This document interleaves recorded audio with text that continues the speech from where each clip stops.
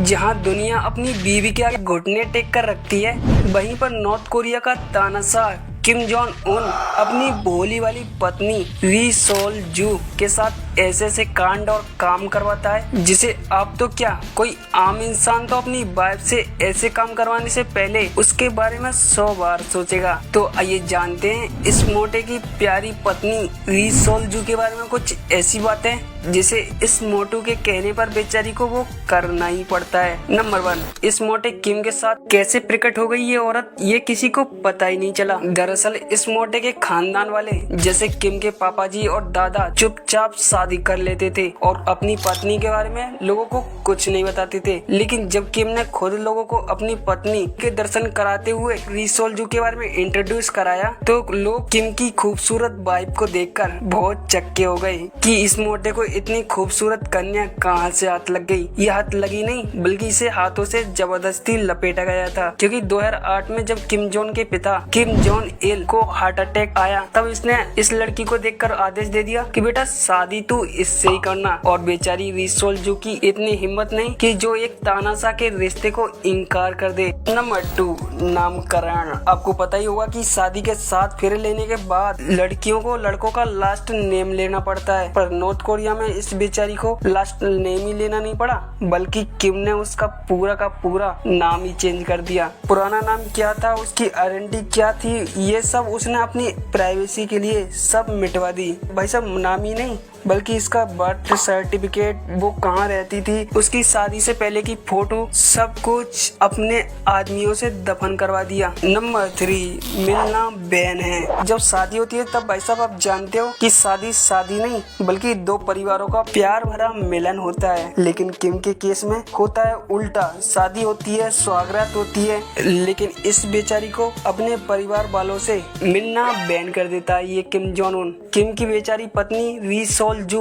2009 से लेकर अब तक अपने पेरेंट्स की शक्ल तक नहीं देख सकी है क्योंकि मिलना बैन है। नंबर 4, री सोल जू को प्रेग्नेंट करके उसके बाद उसको गायब कर देना। शादी के 1 साल बाद यानी 2010 में लोगों को जब ये पता चला कि पिछले 6-7 महीनों से किम की खूबसूरत पत्नी री सोल जू इस गेंडे के साथ नहीं दिख रही है, तब लोगों में हड़कंप मचने लगा कि आखिर महारानी कहाँ गायब हो गई। लेकिन लोगों की सांस में सांस तो तब आई जब लोगों को पता चला कि मैडम पेट से हैं, क्योंकि जैसे ही मैडम का पेट बाहर आना स्टार्ट हुआ तभी किम ने उसे 4 दीवारों से बाहर निकलने ही नहीं दिया। और ये तो कुछ नहीं, ये इंसान बार बार बच्चा पैदा करता है जिसे झेलने के लिए बेचारी इसकी पत्नी को बार बार गायब होना पड़ता है। जब री सोल जू ने पहली बार बच्ची को जन्म दिया तो ये मोटा खुश नहीं हुआ और फिर लग गया दूसरा बेबी डाउनलोड करने में। लेकिन इस बार 2013 में जो बेबी हुआ उसका जेंडर किसी को नहीं बताया किम ने कि क्या हुआ है, और अब तीसरी बार बेचारी को फोर्स किया गया